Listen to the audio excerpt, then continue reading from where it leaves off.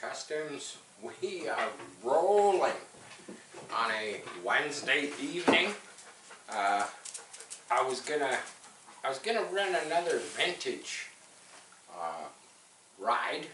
I have a Jackrabbit. We haven't had the Jackrabbit out for a long time, and yeah, we were gonna do that, but we'll do that another night. That's all I'm gonna say about that. But so this is the Coupe. The Coupe, you got to see the Coupe. We popped the body off it, running it over in the parking lot. It's a speed demon. I'm just gonna kind of go over. So the chassis, you know, I make the chassis. It's just sheet metal, welded together. It's got to be finished yet. It's just tacked. It's been welded in a few places.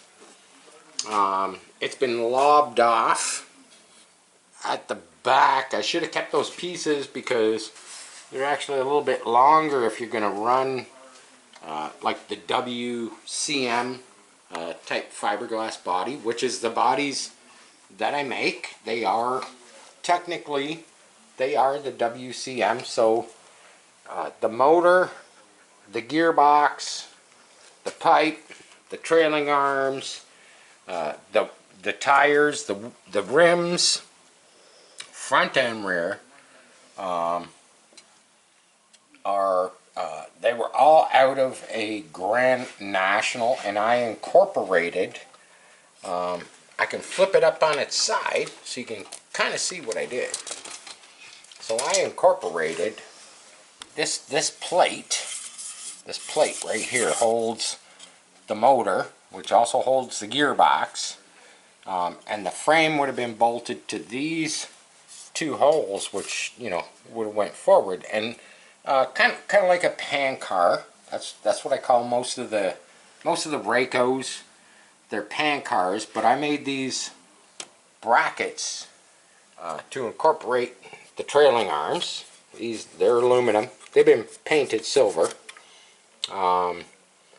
Yeah, we're leaking some fuel. That's okay. That's okay. This fuel tank actually oozes fuel, but I thought I would go over the chassis. Oh, I thought I would go over the chassis. Yeah, that's okay. Shock absorbers are not. They're not fastened. You've seen that before. I don't have any shackles on the leaf spring. I generally fasten the you know, the little shocks to the I-beam, and it kind of holds this. It holds it all together.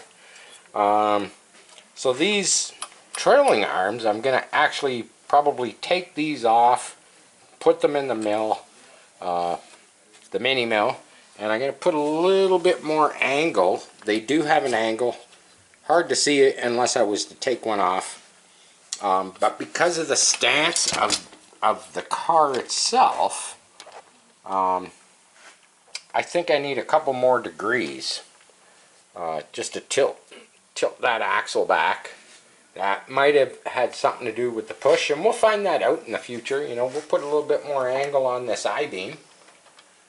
We'll tip her back like that, maybe 3 more degrees, and I'll bet it clears up the whole pushing steering thing. As far as the black truck that you got to watch me run, I have the clutch out of it. Here's the clutch, and as you can see, the clutch is yeah, it's gone. The fiber material that was on these steel pads was as thick as that steel. You know, it was out here, and as you can see, it's pretty much all gone. We cooked it, and that's a result of the there was just so much drag. Those wheels I've got on the back of that truck, there's so much drag. They're rubbing the frame even going in a straight line. And I kind of got thinking about it, and I was like, well, okay, I could tell, you know, I could step the frame in, and I could make way for the tires. And I was like, but that's a lot of extra work because I got to move a lot of, I'd love to go into detail on it, but to step the frame over, you know, I've got to change the shock mounts, I've got to, there's just so much I got to do. And it's like, that truck was actually designed with the primal slicks. And it's easier just for me to order another set of primal slicks. And I'm going to try a different clutch. I'm going to try a 3-pad 75mm clutch. You know, instead of these, you know, these doubles. And the springs in here, these are like a high RPM spring. So I'm hoping that they're reds.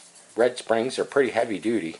So you got to really wind it up, you know, for the clutch to disengage.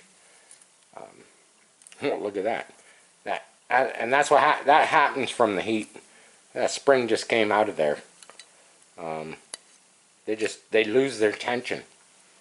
But and you don't want one of those coming out. But we'll get that truck back up and running. Gonna order the motor. Believe it or not, the motor is fine. It cooked. What it cooked is it cooked the spark plug. Believe it or not. It cooked the clutch, it cooked the spark plug. Just running it that high. But the motor, actually had the motor fired up yesterday with a new spark plug in it. It don't seem right. It doesn't seem right. It's still got good compression. It, you know, pulls over, it fired up.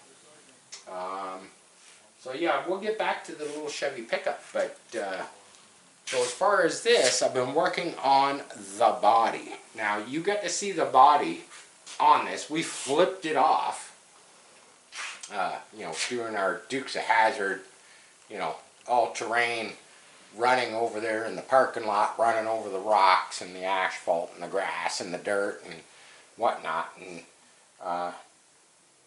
in a very short period of time, I have come up with another concept for this car. So, like I was saying, you know, I've done lots of the coupe bodies with the open wheel concept, you know, fakey blower motor, you know, fancy schmancy paint job with flames. But I'm going to grab the body because I was working on it today, and I'm going to set it on here, and I'm going to let y'all have a little look at what I have created. Yes, I am a mad scientist. This wheel width is incredibly wide. You know, I'm not sure. I think this is 20. This is 19. But I will show you the body. I said I was going to do the fenders. I did the damn fenders. But I had to modify them. Just a tiny bit. I'm going to grab the body. Keep the camera over that way. It looks great from the side. It looks a little funky. It looks a little funky from the front and the back. But there you have it, man. We call it the wide body, or the wide fendered coupe. I think it looks, like I said, from the side it looks pretty bitchin'. You know, you look at it from the back or the front, and it just looks, you know, it's massive. Like these fenders, you know, from this flange to this flange, it's like 21 inches. You know, we got 20 plus inches. I basically sliced and diced these fenders. I got the fenders molded to the body, and then I run a piece of tape and I sliced off this outer piece and I bumped it out, and I did this fiberglass work this morning. Yeah, 2 inches. Pretty much 2 inches. We got 1 7/8 in the front, little over 2, probably pushing 2 1/4 in the rear. But I think it looks, Fat bottom girl. Fat bottom girl, exactly. And if we put, you know, we put the hood and we put the grill,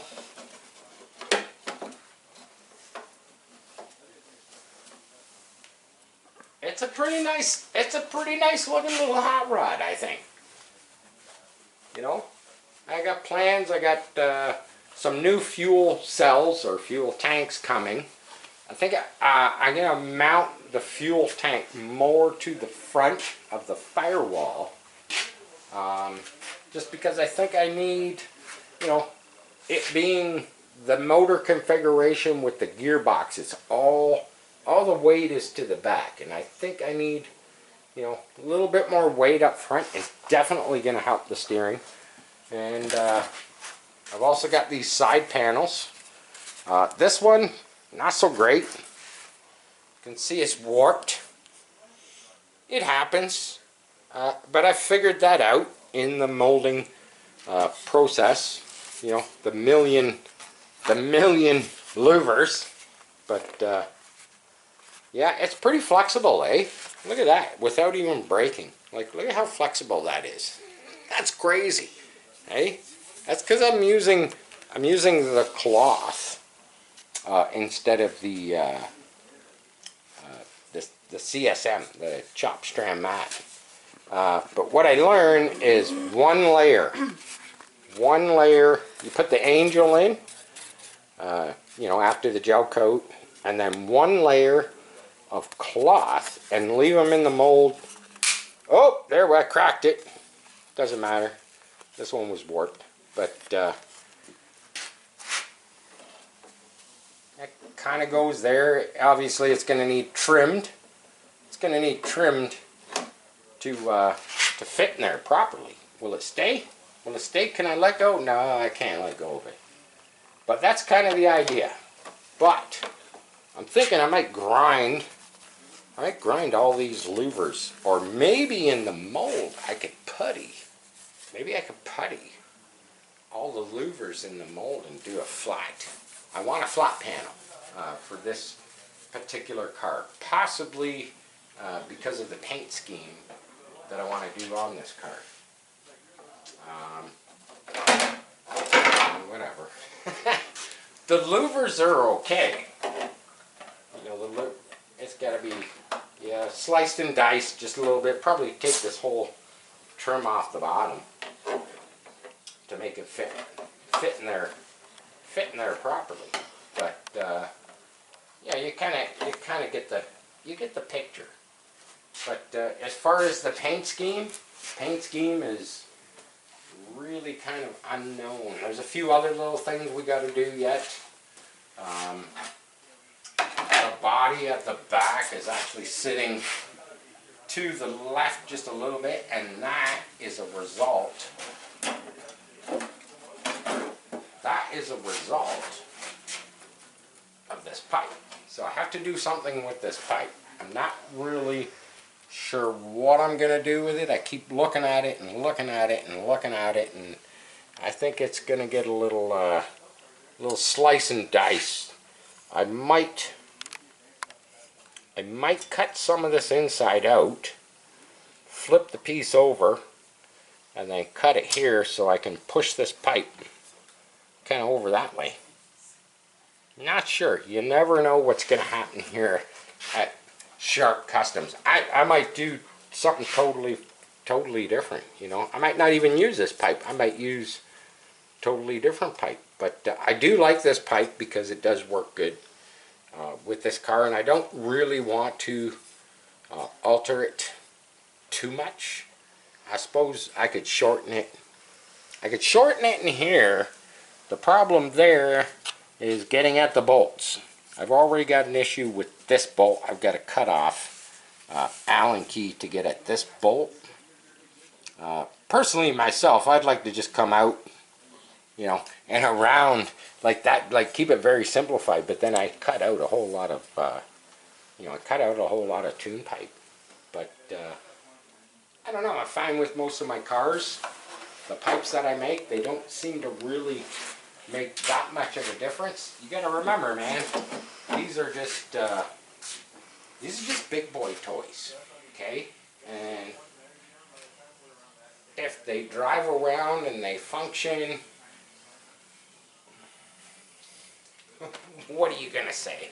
You know, that's all they gotta do. They gotta drive around, they gotta function, and that's what I build my cars for. I built my cars to show you guys that you saw me hit the fence with the truck. My bad. You know, it was going behind me, and I thought it was going straight. When I looked this way and looked back, it hit the fence. I should have given it just a little bit more right turn, but yeah, whatever. You know, shit happens. That's all I'm gonna say. Here, you want to check something out? Check this out. Check out what it says on the back of this gearbox right here. I hope you can see it.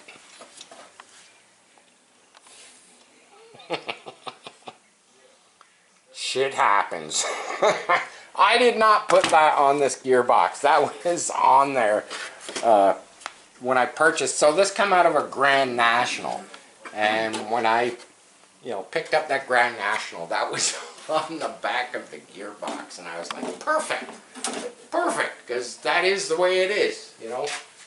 Shit happens, and I build them to run them. And I got rid of the burgundy or the root beer one. I got rid of the yellow one. Figured I needed to build another custom one, and I think this one with the fenders is just small wheels compared to what I normally, I normally run those big fatties and whatnot, like what's on the truck. But this one, no, it was like I just wanted to run kind of the big wides, kind of all the way around. It was the setup that the Grand National would have had on it, other than it would have had, A-arms on the front to adjust your caster and your camber and all that stuff. And I actually have that set up sitting over on the bench, and I'm actually using that for a different car, because that's what I do. I piece bits and pieces together, and that's kind of what I like to do. It's like, this is a hot rod, it's got the straight axle in the front, that's how it's going to stay. Yeah, you could consider it a rear engine car, but once it's all together, all the bodies together, and you get some tinted acrylic in the windows and stuff, nobody's going to know where the motor is. They're just going to go, oh, hey, that's cool, man. That's a cool little quarter scale, 34 hot rod. But yeah, come along for the ride. You'll get to see when it gets into paint. Not sure.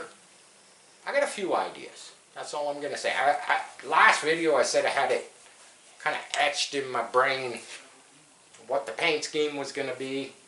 Obviously, every day that I work on these things, it changes. It just changes. But yeah, there you have it, man. Short little video from Sharp Customs, and thank you to all my new subscribers. Thank you to all my regular subscribers. Don't forget to comment, share, like, subscribe. Love you all. Peace. I'm out.